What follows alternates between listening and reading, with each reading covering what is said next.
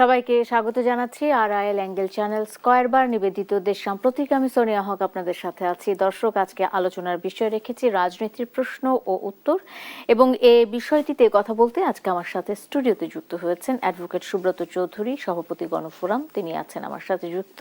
আমার সাথে যুক্ত হয়েছেন হাসান হাফিজ, সম্পাদক কালের কণ্ঠ ও সভাপতি জাতীয় প্রেস ক্লাব। দুজনকেই স্বাগত জানাচ্ছি। এবং যেমনটা বলছিলাম, রাজনীতির প্রশ্ন ও উত্তর যখন এই প্রসঙ্গটি রাখছি, তখন অনেকগুলো বিষয় রাজনীতিকে কেন্দ্র করে প্রশ্নের তো শেষ নেই। সেই প্রশ্নগুলোর উত্তর আপনাদের কাছে জানতে চাই। আমি সুব্রত চৌধুরীকে দিয়েই আজকের আলোচনা শুরু করতে চাই। সেটা হলো যে সরকার, একেবারে নতুন সরকারের সমালোচনাতে আমরা কিন্তু বেশ সময় যাচ্ছে আমাদের, এবং আমরা সংসদের যে অধিবেশনগুলো দেখছি সেই অধিবেশনগুলোতে সরকারি সব বিরোধী দল এবং সরকার দলের যে তর্ক বিতর্ক কিংবা তাদের মধ্যে যে বিষয়গুলো নিয়ে আলোচনা হচ্ছে সে বিষয়গুলো আমরা দেখছি যে অনেক সময় সেটা রাজপথেও আসছে। মানে আমি আসলে জানতে চাই যে এই যে সরকারটি, যার বয়স 2 মাস হতে যাচ্ছে, সমালোচনা করতে যদি চাই, সরকারের ঘাটতিগুলো কোথায়, সমালোচনা দিয়ে আমি শুরু করতে চাই। সুব্রত চৌধুরী, ধন্যবাদ। হাসান হাফিজ ভাইয়ের আরেকটা পরিচয় আছে না, কবি। এটা না বললে তো হবে না। তাকে তো সে হিসাবেই সবাই চেনে। সেটাই, কিন্তু আপনি ওটা বাদ দিয়ে বলেছেন তো, এই জন্য আমি একটু দুঃখ পেয়েছি। ও আচ্ছা আচ্ছা, ঠিক আছে, অবশ্যই এরপর থেকে কবি আমি যুক্ত করে বলবো। কবি দরকার আমাদের সমাজে, অবশ্যই অবশ্যই। এই জায়গাটা আমরা অনেক মিস করে ফেলতেছি। যাই হোক, এখন এই যে প্রশ্নের কথাটা বললেন, এই প্রশ্ন করার যে অধিকার, এটা তো সামনে নিয়ে আসার জন্য তো অনেক রক্ত দিতে হয়েছে, তাই না? এবং উত্তরও আমরা চাই। শুধু প্রশ্ন করার অধিকার পেলে তো হবে না, আমরা উত্তরগুলো চাই, এবং সেই উত্তরগুলো যেন সন্তোষজনক হয়। আপনি পাশ কাটিয়ে চলে যাবেন অতীতে বিভিন্ন সরকার যা করেছে, সেটা হবে না। সঠিক তথ্য আপনাকে দিতে হবে। যে কোনো সংকট মোকাবেলা করার জন্য জনগণকে সাথে নিতে হবে। এটা সরকারের কোনো একক বিষয় না। আর বিরোধী দল পার্লামেন্টে দাঁড়িয়ে পায়ে পা দিয়ে ঝগড়া করার মন মানসিকতা নিয়েই তো তারা আছে মনে হচ্ছে। মাত্র 2 মাস, একদিনের সরকার। তো সরকার যেন জনগণের সরকার, তাইলে সুখে দুঃখে সংকটে সব কিছুতে জনগণকে আস্থায় রাখতে হবে। জনগণ যেমন এই সরকারের প্রতি, মাননীয় প্রধানমন্ত্রী জনাব তারেক রহমানের প্রতি অভূতপূর্ব সমর্থন দিয়েছে, সেটাকে আপনাকে মূল্যায়ন করতে হবে প্রতিদিন, প্রতি মুহূর্ত মূল্যায়ন করতে হবে। সুব্রত চৌধুরী, আমি এই প্রাথমিক ধারণাটুকু নিয়েই আলোচনা শুরু করে দিতে চাই, যে সরকারকে যে আস্থা, জনগণ যে আস্থায়, যে বিশ্বাসে, যে প্রত্যাশায় একটা দীর্ঘ সময় ভোটহীন অবস্থায় থাকা একটা জাতি, তারা ভোট দেওয়ার সুযোগ পেয়েছে এবং তারা বিএনপিকে, বাংলাদেশ জাতীয়তাবাদী দলকে এই ক্ষমতার আসনে বসিয়েছে সরকার হিসেবে। তারা আগামী সময়টুকু দেশ পরিচালনা করবে। প্রত্যাশার জায়গা থেকে যদি বলি, জাতীয়তাবাদী দল কিংবা সরকার, আমি দুটি জিনিসকে আলাদা করে দেখতে চাই। কারণ সরকার তার দায়িত্ব পালন করছে কিনা, তার দায়িত্ব কতটুকু পালন করতে পারলো বা পারবে বলে আপনার কাছে মনে হচ্ছে? কারণ সকালটাই তো দিনটা কেমন যাবে সেটা বলে। তো এই 2 মাসে সরকারের যে সাফল্য বা সরকারের যেই ঘাটতিগুলো আছে, যেমনটা বলছিলেন সুব্রত চৌধুরী, যে সকলকে মিলে প্রত্যেকটা মুহূর্ত সে আস্থা ধরে রাখতে হবে, সরকার কি আস্থা ধরে রাখতে পারছে কিনা জনগণের? আপনার কি মনে হয় হাসান হাফিজ? সরকার তো সচেষ্ট আছে। আমরা দেখতে পাচ্ছি যে নতুন একটা যে বন্দোবস্ত আর কি বলা হয় এই নতুন পরিভাষায়, তো একটা গুণগত পরিবর্তনের দিকে তো আমরা যাচ্ছি। তবে আমাদের প্রত্যাশাটা আকাশচুম্বী, তো এবং রাতারাতি কিছু হবে না, সেটাও একটা বাস্তবতা। কিন্তু আমরা চাই যে একেবারে একদিনে, 1 মাসে, 2 মাসেই একটা সব কিছুর সমস্যার সমাধান হয়ে যাবে। আপনার দীর্ঘ 1.5 দশকেরও বেশি যে স্বৈরাচারের সৃষ্ট যে জঞ্জাল এবং যে বিপর্যয়, যে ভগ্নদশা অর্থনীতি, এবং এর মধ্যেই সরকার একটা মরার উপরে খাড়ার ঘাড় মতো কিন্তু বৈশ্বিক সংকটের মধ্যে পড়েছে। জ্বালানি তেলের দাম বৃদ্ধি করতে বাধ্য হয়েছে তারা। এটা চাচ্ছিল না সরকার, আগে বলেছিল যে এই মাসে বাড়াবে না, কিন্তু IMF এর চাপে বলা হচ্ছে যে সরকার এটা স্বীকার করে না তো বাড়াতে বাধ্য হয়েছে। আবার সরকার এই কথাও বলেছে যে আমরা একটা নির্বাচিত সরকার, IMF এর সব শর্ত আমাদের পক্ষে মেনে চলা সম্ভব নাও হতে পারে। তো অনেক সীমাবদ্ধতার মধ্যে আমাদের কাজ করতে হয়, কিন্তু মানে IMF এর ঋণ নিতে না পারলে সবচেয়ে ভালো, কিন্তু আমাদের যে রিজার্ভ ফোকলা হয়ে গিয়েছিল, অর্থনীতি ভেঙে চুরে তছনছ হয়ে গিয়েছিল, সম্পদ পাচার হয়েছিল, দুর্নীতি, স্বজনপ্রীতি, লুণ্ঠন, দখলদারিত্ব, সে এক অরাজক একটা অবস্থার মধ্যে দিয়ে আমরা এসেছি। তো আমরা একটা গুণগত পরিবর্তনের প্রত্যাশী, আমরা একটু যেন আমরা ধৈর্যশীল হই এবং প্রত্যেকেই যার যার জায়গা থেকে আমরা যেন একটা দায়িত্বশীলতার পরিচয় দিই। এখন যে একটা বৈশ্বিক সংকট ঘনীভূত হচ্ছে এবং তীব্রতর হচ্ছে, সেটা বিশ্বব্যাপী, শুধু বাংলাদেশ তো আর বিচ্ছিন্ন জায়গা নয়। আর বাংলাদেশ তো একটা ভঙ্গুর একটা অর্থনীতির মধ্যে দিয়ে এগিয়ে যাচ্ছে, একটা স্থির হওয়ার জন্য, সংহত হওয়ার জন্য চেষ্টা করে যাচ্ছে, নিরন্তর সংগ্রামশীল একটা। সেই অবস্থার মধ্যে দাদা যেটা বললেন যে এর মধ্যে আমরা লক্ষণ দেখতে পাচ্ছি রাজপথ গরম করা, সেটার তো সময় আমার মনে হয় না হয়েছে বলে। তো একটু তো সময় দিতে হবে এবং আস্থার জায়গাটা তৈরি করতে হবে। সরকারের দায়িত্বটা বেশি, অবশ্যই সবসময় বেশি, কিন্তু বিরোধী দলকেও তো জায়গাটা দিতে হবে, তাদেরকেও সেই পারস্পরিক শ্রদ্ধার জায়গাটা তৈরি করতে হবে। এটা একতরফা না, এটা আসলে এক হাতে তো আর তালি বাজবে না, দুই হাতকেই কিন্তু, হ্যাঁ অবশ্যই দ্বিপাক্ষিক এবং সহনশীলতার পরিচয়টা দিতে হবে। এখন আমরা আরো অগ্নি পরীক্ষার মধ্যে পড়েছি যে এই সংকটটা আমরা কিভাবে মোকাবেলা করব। সামনে যে সবকিছুর দাম বেড়ে যাবে, বাস ভাড়া বলেন, পরিবহন বলেন, ডিমের দাম বেড়ে যাবে, প্রত্যেকটা ক্ষেত্রে কিন্তু সংকটটা আরো ঘনীভূত হবে, তীব্রতর হবে। ফলে আমরা যেন সেই ত্যাগের মানসিকতাটা প্রত্যেকটা নাগরিকের মধ্যে যেন আমরা সঞ্চালিত করতে পারি, তাদেরকে সেভাবে সচেতন করতে পারি। এটাই হচ্ছে আমাদের এই মুহূর্তের বড় চ্যালেঞ্জ। আমার আতঙ্ক নয়, যেন তাদেরকে আমরা সচেতন করতে পারি। কিন্তু এই একটি প্রশ্ন থেকে যায়, সেটি হলো বিরোধী দল এখন রাজপথে, তারা রাজপথে বিভিন্ন দাবি দাওয়া নিয়ে রাজপথে বিক্ষোভ মিছিল করেছে। গতকালও আমরা দেখেছি যে তারা একটি গণমিছিল করেছে এবং বিভিন্ন বিষয় নিয়ে, গণভোটের রায় বাস্তবায়ন, জ্বালানি সংকট নিরসন, দ্রব্যমূল্য নিয়ন্ত্রণ সহ জনদুর্ভোগ লাঘবের দাবিতে গণমিছিল করেছে জামায়াতে ইসলামী নেতৃত্বাধীন 11 দলীয় ঐক্য। তারা কেন মানে রাজপথে কেন? এমনি একটা 17 বছর এবং 18 মাস সব মিলিয়ে এই সরকার আমাদেরকে একটা গভীর সংকটের মধ্যে ফেলে দিয়েছে এবং সংকটটা বহুমুখী সংকট। তো তাকে তো সময় দিতে হবে, প্রত্যেকটা সেক্টরে অনেক কাজ করতে হবে, অনেক রিফর্ম করার প্রয়োজন আছে। এবং যেভাবে রাষ্ট্রের অর্থনৈতিক ব্যবস্থাকে ভেঙে দিয়েছে, ব্যাংকগুলো লুট করে নিয়ে গেছে, কোনটা না? আপনার এই যে মহা পরিকল্পনার মধ্য দিয়ে মহা লুটপাট, বিদেশে অর্থ পাচার, কিছু ফ্যামিলিকে তার একেবারে বশংবদ করে রাষ্ট্রের সর্বোচ্চ সুযোগ সুবিধা দেওয়া, এগুলো তো আমরা দেখেছি। তো বিরোধী দল তারা অবশ্যই মাঠের রাজনীতিও করবে, পার্লামেন্টের রাজনীতিও, কোনো অসুবিধা নেই। কিন্তু আমার কাছে মনে হয়েছে এমন কতগুলো বয়ান সৃষ্টি করছে যে এই সরকার সঠিক পথে এগোচ্ছে না, সরকার ব্যর্থ হয়ে যাচ্ছে, সরকার জুলাই সনদ মানে না, সরকার গণভোট মানে না। এই যে আমি সরকারকে অনুরোধ করব, আপনাদের তো পাল্টা বয়ান দিতে হবে জনগণকে। মানে বিরোধী দলের কাজ তো বিরোধিতা করা, এমনটাই তো নাকি? কিন্তু আপনি এগুলো সবসময় নীরবে চোখ মুখ বুঝে সহ্য করার বিষয় না। আপনিও আপনার যে দল আছে এবং দলের সাথে পেশাজীবী সংগঠনগুলো আছে, তাদেরকেও এই ব্যাপারে কথা বলুক তারা। আমি তো মনে করি সাংবাদিকরা বলুক, আইনজীবীরা বলুক, পাল্টা যুক্তির জায়গাটা তৈরি হোক, এমনটাই বলছেন। অনেক সময় মনে হয় কি তাদের কথাবার্তায় সরকার বোধহয় ব্যর্থ হয়ে গেল এই 2 মাসের মধ্যেই। সরকার বোধহয় জুলাই সনদের অঙ্গীকার রক্ষা করবে না, অথচ প্রধানমন্ত্রী একা বলেছে যে আমি প্রত্যেকটা অক্ষরে অঙ্গীকারবদ্ধ পালন করার জন্য, বাস্তবিত করার। এখন তাদের 31 দফা আছে, নির্বাচনী ইশতেহার আছে, এগুলো তো অবশ্যই করবে। আপনি তো দেখছেন ইতিমধ্যে অনেক পরিকল্পনাগুলো শুরু হয়েছে, তাই না? এবং সেগুলোর সুফল মানুষ পেতে শুরু করেছে। কিন্তু অন্যদিকে বিরোধী দল সেগুলো নিয়ে আলোচনা করে না। আপনি ওখানে যদি কোনো ঘাটতি থাকে সেটা আলোচনা করেন, ওয়েলকাম, সেটা সমালোচনা হইতে পারে। আমি বলি অনেক মহৎ কাজও ম্যানেজমেন্টের কারণে নষ্ট হয়ে যায়, সরকারের বদনাম হয়ে যায়। সরকার কেন আস্থায় আনতে পারছে না বিরোধী দলকে? হাসান হাফিজ, আপনাকে কি মনে হয়? আশা করি যে এটা দূরত্বটা কমে আসবে আমরা দেখতে পাচ্ছি যে একটা বেশি করে ফেলছে আমার মনে হয়, একবার ইয়ে করছে, ইটস টু আর্লি, যে এরকম দাদা যেটা বললেন যে 2 মাস তো এমন কোনো সময় না, একটু বুঝে উঠতে তো সময় লাগবে, অনেকে তো অনভিজ্ঞও আছে।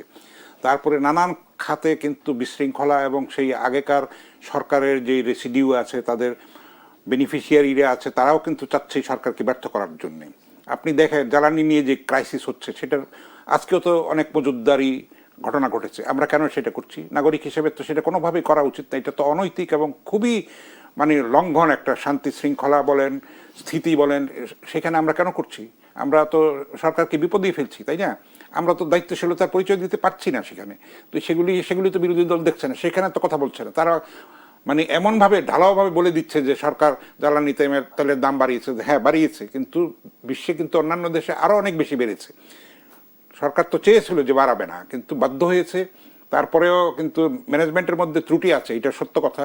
কিন্তু আমরা তো আবার মজুদদারিও করছি, আমরা তো কালোবাজারিও করছি, সেটাও তো ঠিক। আমরা সেটা যদি না করতাম, আমরা যদি সুশীল নাগরিক হিসেবে নিজেদেরকে পরিচয় দিতে পারতাম, তাহলে তো একটা সংকটটা অনেকখানি দূর। এটা তো একটা জাতীয় ক্রাইসিস। তো এখানে সবাইকে মিলে কাজ করতে হবে, সম্মিলিতভাবে। সরকারের কাজ হবে যে বিরোধী দলকে আস্থায় নিয়ে অন্যান্য যারা সংসদের বাইরে আছে তাদেরকেও, তো তারা প্রত্যেকেই, দেশটা তো সবারই, সবাই মিলে এই জাতীয় সংকটটা যেন একটা ঐক্যমত্যের ভিত্তিতে যেন একটা সমাধানে পৌঁছায় এবং কিভাবে কি করণীয় একটা রোডম্যাপ তৈরি করে, তাহলেই কিন্তু সংকটটা অনেকাংশে সহনীয় হতে পারে, দূর হবে। এটা কোনোভাবে আশা করাটা ঠিক না। এই ভোগান্তি আমাদের হবেই, দুর্ভোগটা কপালে আমাদের সামনে আছে, প্রত্যেকটা বিশ্ববাসী প্রত্যেকেরই আছে। যে উন্মত্ততা, যে মার্কিন সাম্রাজ্যবাদের যে আগ্রাসন, নির্লজ্জ আগ্রাসন, এবং ইসরায়েলের যেই রকম হামলা, তারপরে প্যালেস্টাইনে যে রক্ত ঝরছে, ইরানে যে রক্ত ঝরছে, পুরা বিশ্ব ব্যবস্থা তছনছ হয়ে গেছে। প্রত্যেকটা মানুষ এই গ্রহের ক্ষতিগ্রস্ত, প্রত্যক্ষ পরোক্ষ, এবং এইটার ক্ষতির মাত্রাটা দিন দিন বাড়বে, কমবে না কোনো সময়।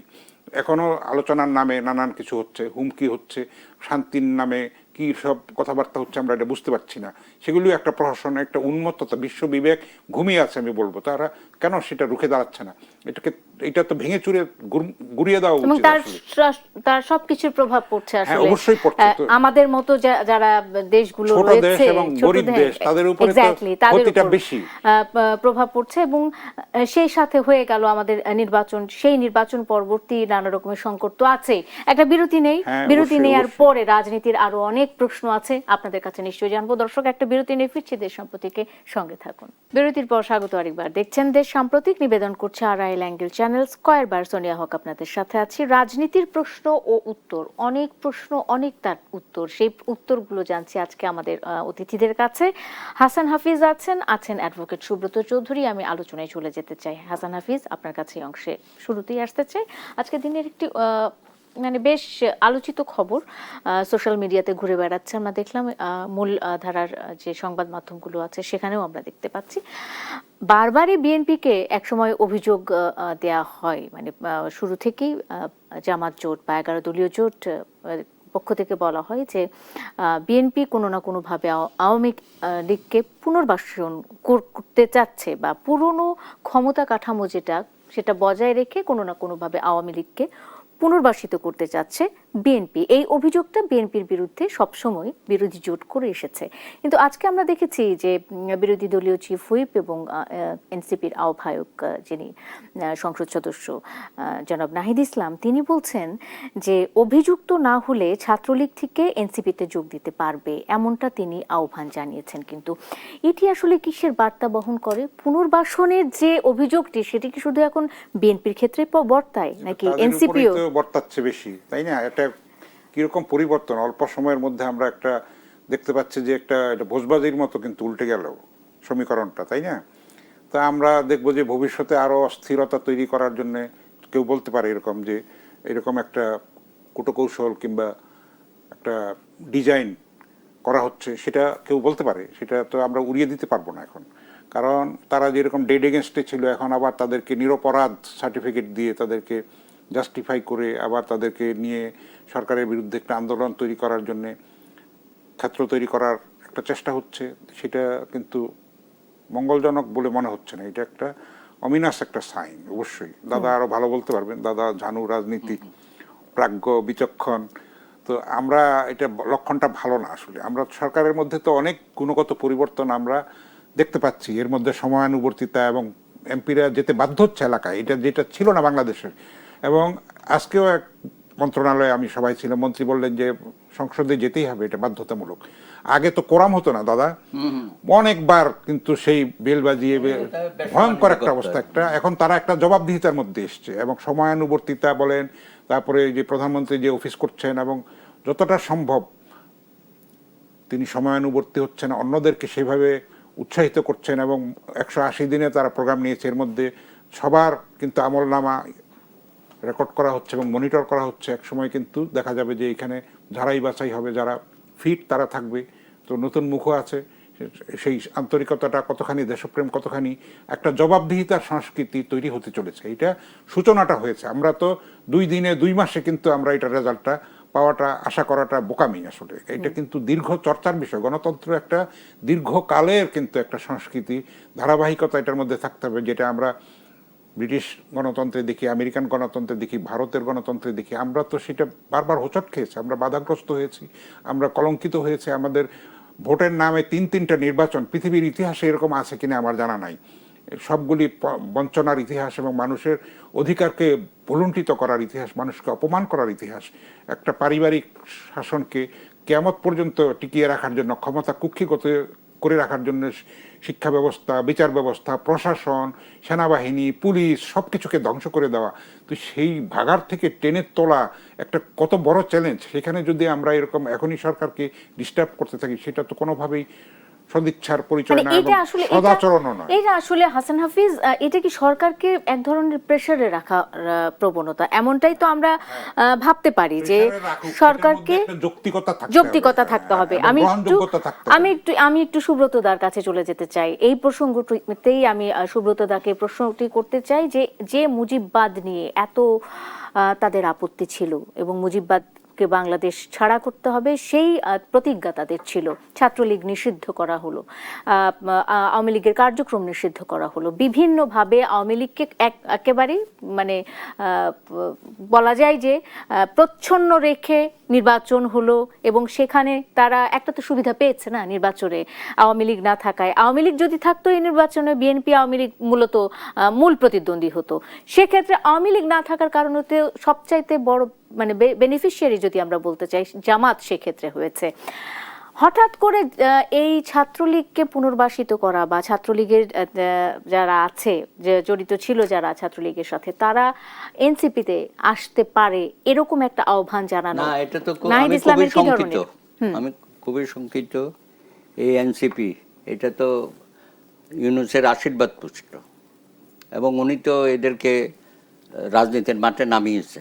শুধু নামায় নাই, আর্থিকভাবে নানানভাবে তাদেরকে অবৈধভাবে সুযোগ সুবিধা দিয়েছে, সেটা আমরা জানি। কি এমন হলো, ছাত্রলীগকে বলা মানে তো এগুলো যুবলীগ থেকে শুরু করে মহিলা লীগ, আওয়ামী লীগ সবাইকে তো বলা, তাই না? এতদিন তোমরা ডেমোক্রেসি না দিয়ে মবক্রেসি করেছো এবং সেই মব দিয়ে একটা বিশৃঙ্খলা সারা দেশে করেছো। মঠ মন্দির, তারপরে আপনার মাজার থেকে শুরু করে আমাদের স্বাধীনতার কিছু স্থাপনা করেছো এবং তোমরা এখানে ছিলে। যে আপ বাংলাদেশ একটা আছে না, জয়েন করছে আজকুদের সাথে, এরাই তো সব জায়গায় ছিল, ইনকিলাব মঞ্চ। এখন তাদেরকে তুমি সংগঠিত করছো আবার মবক্রেসি শুরু করার জন্য। এটা পেছনে কারণ কি হতে পারে? সবাই এক ছাতার নিচে চলে আসছে, এই বিষয়টা এরা তো এখন পাল্টাপাল্টি করবে। আওয়ামী লীগকে এগুলো করেছে, এখন আবার বিএনপি কে ধরে এগুলো করাটা একটা পায়তারা শুরু করেছে। আমার মনে হয় সরকার, আমি বলি ভাই, আপনি প্রথম দিন থেকে কঠোর হইতে হবে। এই যে মাজার ভাঙলো কদিন আগে, এগুলো তো হবে না। আপনি বলেছেন জিরো টলারেন্স, আমরা সেটা দেখতে চাই। এই যে সন্ত্রাসী কর্মকাণ্ড যেই করুক, সে আপনার দলেই করুক আর এরাই করুক, কাউকে ছাড় দেওয়া যাবে না। ওই যে বিড়াল মারতে হয় প্রথম রাতে, তা আপনি যদি এখন এগুলো হজম করেন তা তো হবে না। স্বরাষ্ট্রমন্ত্রী মাননীয়, আপনি খুবই সুযোগ্য লোক এইসব ব্যাপারে, আপনার কথাবার্তা ভালো, কিন্তু আপনি কার্যত সেটা দেখাতে হবে।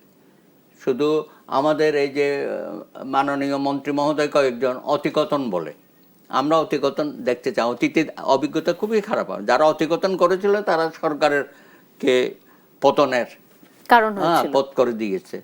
তো আমি ওই শুরুতেই বলেছিলাম, যাহা সঠিক সত্য তথ্যগুলো আপনারা দেন, জনগণকে কাছে টানেন।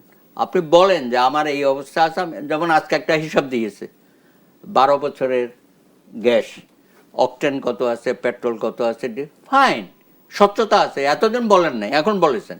তাহলে মানুষ এটা বুঝবে যে আমি এই সংকটের মধ্যে আছি। কিন্তু জনগণ থেকে দূরে সরে গিয়ে আপনি কোনো সমস্যার সমাধান করতে পারবেন না। জনগণ কিন্তু অনেক কিছু ছাড় দিতে রাজি আছে, তারা কষ্ট ভোগ করতে রাজি আছে, যদি দেখে একই সাথে সরকার এবং প্রশাসন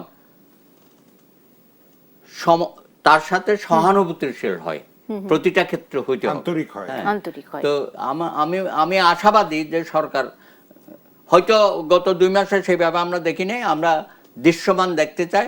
আপনি অনিয়ম, সন্ত্রাস এবং মোবক্রেসির বিরুদ্ধে কঠিন এবং কঠোর ব্যবস্থা নিতে হবে প্রতিটা ক্ষেত্রে। অবশ্যই। পুলিশ প্রশাসন অনেক সাজিয়ে নিয়েছে, আমরা আশাবাদী হয়তো সামনে সব জায়গায় তারা গুছিয়ে ফেলবে।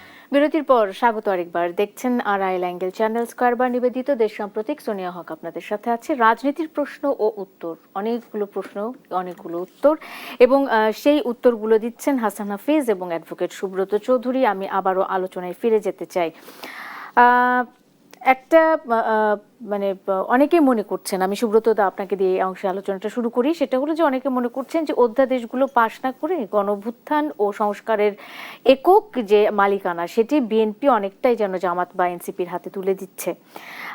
এর আগেও আমরা দেখেছি যে এনসিপি নেত্রী সামান্থা শারমিন তিনি বারবার বলছিলেন, যখন জোটবদ্ধ হলো জামাতের সাথে এনসিপি, তখন বারবার বলা হচ্ছিল যে খুব সূক্ষ্মভাবে জুলাইকে জামাতের হাতে তুলে দেওয়া হলো। তো অনেকেই মনে করছেন যে এই যে বিএনপি অধ্যাদেশগুলো পাশ না করে বা অধ্যাদেশগুলো সম্পর্কে একটা সঠিক সিদ্ধান্ত না নিয়ে গণঅভ্যুত্থান এবং সংস্কারের যে একক মালিকানা সেটা আসলে জামাত এবং এনসিপির হাতে তুলে দিচ্ছে, বিএনপি কি আসলেই এই কাজটি করছে, জামাত এবং এনসিপির হাতে না, আমি তো জুলাইকে বলছি, তুলে দিচ্ছে? এই যে বয়ানটা দিচ্ছে তারা, সেটা পাল্টা বয়ান দিতে হবে না জনগণের সামনে? বিএনপি এটা করছে না কেন? বিএনপি তো হ্যাঁ, অনেক সেটা মুখপাত্র শুধু আছে। পার্লামেন্টে হচ্ছে। পার্লামেন্টে তো আমরা এই যে আপনি যেটা করছেন এটা তো পাবলিক পার্লামেন্ট, তাই না? তো এই কারণে তো বিএনপির এত সংগঠন, এত তাদের পেশাজীবী, আমি বলি না যে তারা একেবারে দলীয় অনুগত হয়ে কাজ করবে। দেশের স্বার্থে, জনস্বার্থে কাজগুলো করা উচিত। অতীতে যারা করেছিল তারা তো একেবারে দলীয় ব্যানারে সবকিছু করেছে, তাই না? বা শেখ হাসিনার নির্দেশে সব করেছে। আমরা কোনো নির্দেশ চাই না, আমরা আমাদের স্বেচ্ছায় আমরা এগুলোতে পার্টিসিপেট করতে চাই। কেন করতে চাই? আমরা যেমন 71 ধারণ করি, পরবর্তী 90 আমরা ধারণ করি, 17 বছর আন্দোলনও ধারণ করি, জুলাই আন্দোলনও ধারণ করি। জুলাই তো কারো একক মালিকানাধীন নয়, প্রশ্নই তো আসে না। আরে এই বিএনপি সহ যদি আমরা মাঠে না থাকতাম এত বড় আন্দোলন সফল হইতো? এই যে জনগণ আসছে, লাখো লাখো জন আসছে না, এইখানে কারা ছিল? আমি তো মনে করি বিএনপি সমর্থকরাই ছিল। এরা না আসলে এত জনস্রোত হয় কিভাবে? এই যে একটা স্বতঃস্ফূর্ততা, এটা কি এই এনসিপির ছেলেরাই ডাক দিল আর সব এসে গেল? কারণ আমাদের আকাঙ্ক্ষাই হচ্ছে শেখ হাসিনার পরিবর্তন করতে হবে, এবং সেই পরিবর্তনে বিএনপি সবচেয়ে অগ্রগামী ভূমিকা রেখেছে, এবং নির্যাতন নিপীড়নের শিকার তারা হয়েছে, অনেক আত্মত্যাগ আছে। আপনি শুধু এই কি 31 জুলাইয়ের যে গণহত্যা বা হয়েছে, আপনি 17 বছর হিসাব করেন, কত পরিবার নিঃস্ব হয়েছে, কত মায়ের বুক খালি হয়েছে, চোখ অন্ধ হয়েছে, কি না হয়েছে। হ্যাঁ, তাদেরকে পঙ্গু করে রাখা হয়েছে, কোনো চিকিৎসার ব্যবস্থা ছিল না, সেগুলো তো আমরা জানি। এবং তখন যে এই আপনি ধরেন ঢাকা ইউনিভার্সিটি, এখানে কি না করেছে বলেন? নিয়োগ প্রক্রিয়া থেকে শুরু করে, এবং বিশ্ববিদ্যালয় শিক্ষক সমিতি, আপনাদের প্রেস ক্লাব, আপনি তো দেখেছেন কয়েক দশক ধরে কি হয়েছে ওখানে, তাই না? আইনজীবীদের মধ্যে আমরা তো দাঁড়াতেও পারতাম না, হ্যাঁ, এবং নির্যাতন হতো, কারাগারে নিক্ষেপ করা হতো, তাই না? এগুলো তো সর্ব জায়গায় হয়েছে। ব্যবসায়ী সংগঠনে কোনো নির্বাচন ছিল, শেখ হাসিনা যা বলতো সেটাই হতো। এবং সমাজের সর্বস্তরে হাসিনা বলয় তৈরি হয়ে গেছিল। আমরা সেটা চাই না, কিন্তু আমরা দেশের অগ্রগতির জন্য বিগত বছরগুলোতে আমরা যারা রাজপথে ছিলাম, আমরা যারা সহযোদ্ধা, আমরা একসাথে কাজ করতে চাই। জনাব তারেক রহমানের তার যে ভিশন, সেই ভিশনটাকে অগ্রসর করে নিয়ে যাওয়ার জন্য আমরা কাজ করব। তাতে বিএনপি না করেও আমি করতে পারি, এতদিন করেছি এবং অনেকেই আছে। সেটাই, স্বতঃস্ফূর্তভাবে বিএনপির রাজনীতি না করে তো আমরা দেশের করছি। জন্য কাজ হ্যাঁ, করা, সেটাই। স্বতঃস্ফূর্তভাবে দেশের জন্য কাজ করা। অসংখ্য ধন্যবাদ অ্যাডভোকেট সুব্রত চৌধুরী। আমি চলে যেতে চাই হাসান হাফিজ আপনার কাছে। এই যে রাজনীতিতে একটা বিশাল অস্থির অবস্থা বিরাজ করছে, আমরা দেখতে পাচ্ছি কি সংসদে কি সংসদের বাইরে, এবং অনেকে বলছে যে এই যে একটা অস্থির অবস্থা তৈরি করে রাখার এই চেষ্টাটা বহু পুরনো, মানে নির্বাচনের আগে থেকেই এটা একটা পরিকল্পনার মধ্যে ছিল যে অনেক বিষয় নিয়ে আলোচনা হতে পারত, জনস্বার্থ সংশ্লিষ্ট, জনস্বার্থ সম্পৃক্ত, কিন্তু তা না হয়ে শুধুমাত্র জুলাইকে নিয়েই আলোচনা হচ্ছে, জুলাইকে কেন্দ্র করেই আলোচনা হচ্ছে, এবং জুলাইকে কেউ কেউ নিজের একক মালিকানাধীন এমনটা প্রমাণ করার চেষ্টা করছে। অন্তর্বর্তীকালীন সরকার কি কোনোভাবে এর দায় এড়াতে পারে কিনা? অবশ্যই না। অন্তর্বর্তীকালীন সরকার যে 18 মাস সময় নিয়েছে, এটাতে তো আরো অনেক সংকট তীব্রতর হয়েছে, ঘনীভূত হয়েছে। তারা অসম চুক্তি করেছে, যেগুলি দেশবিরোধী চুক্তি, যেটা পর্যালোচনা বিশ্লেষণের দাবি রাখে, এবং যদি অন্যায় করে থাকে সেটা আমি মনে করি যে সেটা বিচারযোগ্য হতে পারে। অনেক উপদেষ্টার ব্যর্থতা, হামের যেই ঘটনা ঘটেছে, সেটা তো কোনোভাবে, এটা তো গণহত্যার শামিল। এটা অদূরদর্শিতা, বিচক্ষণতার অভাব, দৃঢ়তার অভাব, অপরিপক্কতা, কি বলবো, এই সততার তো কোনো অর্থ হয় না, তথাকথিত সততা। এই এতগুলি প্রাণের দায় কে নিবে? এই অন্তর্বর্তী সরকারকে নিতে হবে এই দায়গুলি। অবশ্যই এটা কিন্তু আস্তে আস্তে ফুটে বেরোচ্ছে। আরও কিন্তু আমি তো মনে করি যে এটার তদন্ত হওয়া উচিত, কার কতখানি দুর্নীতি ছিল, কতখানি স্বজনপ্রীতি ছিল, কত মানে লুটপাটও হয়েছে, অনেক ক্ষেত্রে অভিযোগ পাওয়া যাচ্ছে। তো সেগুলি আস্তে আস্তে বেরোবে। আগেও তো আমরা দেখেছি তিনটা সরকার যথাসময়ে নির্বাচন দিয়েছে। তো এখন তো স্টেট মেশিনারিও তো ছিল সেভাবে। তো এটা এত দীর্ঘ আলোচনা সময় নেওয়ার কারণটা কি? এত বেশি ম্যান্ডেট নিয়ে এসছে, কিন্তু তাদের কারো কারো খায়েশ ছিল যে এটা প্রলম্বিত করে সেভাবে টেনে নিয়ে যাওয়া, তারপরে একটা অস্থিরতা তৈরি করা, অনেক ইতিহাস ঐতিহ্যকে ধ্বংস করা হয়েছে, মুক্তিযুদ্ধের ভাস্কর্য ধ্বংস করা হয়েছে। এগুলি কোনোভাবেই গ্রহণযোগ্য না। মাজারে আক্রান্ত হয়েছে, সংস্কৃতি, বাউল চর্চা, মানে সবার যেই একটা আক্রান্ত হয়েছে। তো সেটা, এই বাংলাদেশ তো সেই ঐতিহ্যের বাংলাদেশ নয়। আমরা আবহমান সাম্প্রদায়িক সম্প্রীতির দেশ একটা। আমরা সাধারণ মানুষ ধর্মভীরু, কিন্তু ধর্মান্ধ নয় কোনোভাবে। কিন্তু ধর্মকে ব্যবসা করে, এটাকে রাজনীতিতে নিয়ে, মানুষকে কিন্তু বিজ্ঞান থেকে সরিয়ে নিয়ে কুসংস্কারের দিকে নিয়ে, গোঁড়ামির দিকে নিয়ে গিয়ে বাংলাদেশকে পিছনে ফেলে দেওয়া হচ্ছে। আমাদের সচেতন হওয়ার সেই সময়টা এসছে। 36 জুলাই আপনি যেটা বলছেন, এটা তো রাতারাতি আসেনি, একদিনে আসেনি, এক মাসে আসেনি। এটার জন্য দীর্ঘ আন্দোলন পথ বেয়ে, কিন্তু রক্তের পথ বেয়ে আমরা এসেছি। 68 জন সাংবাদিকের প্রাণ গেছে। আপনি এর মধ্যে হত্যা, গুম, লুণ্ঠন, সম্পদ পাচার, প্রতিষ্ঠান ধ্বংস করা, দলীয়করণ, সম্পদ কুক্ষিগত করা। এই যে জুলাই স্মৃতি জাদুঘর, যেটা গণভবন, 29 একর জায়গা, সেখানে শেখ হাসিনা এখানে কিয়ামত পর্যন্ত এটা নিজের নামে 101 টাকায় লিখে নিয়েছে। তো এইরকম স্বৈরাচার, এইরকম উন্মত্ত পাশবিকতা, জান্তব একটা যে প্রতিহিংসার রাজনীতি যেটা ছিল বাংলাদেশে, সেটা থেকে তো এই নতুন সরকার এসে, তারেক রহমান সাহেব এসে অতীতচারিতা থেকে বেরিয়ে এসে সবাই মিলে আমরা যেন একটা সুন্দর বাংলাদেশ, স্থিতিশীল বাংলাদেশ একটা আমরা গড়ে তুলতে পারি, বৈষম্য মুক্ত বাংলাদেশ, প্রত্যেকটা নাগরিকের এটা সেটাই প্রত্যাশা। অসংখ্য ধন্যবাদ হাসান হাফিজ এবং অ্যাডভোকেট সুব্রত চৌধুরী, আপনাদের দুজনকে ধন্যবাদ জানিয়ে আজকের মতো শেষ করতে চাই। দর্শক, RIL অ্যাঙ্গেল চ্যানেল স্কয়ার বার দেশ সাম্প্রতিক আজকের মতো শেষ করতে চাই। শুভরাত্রি।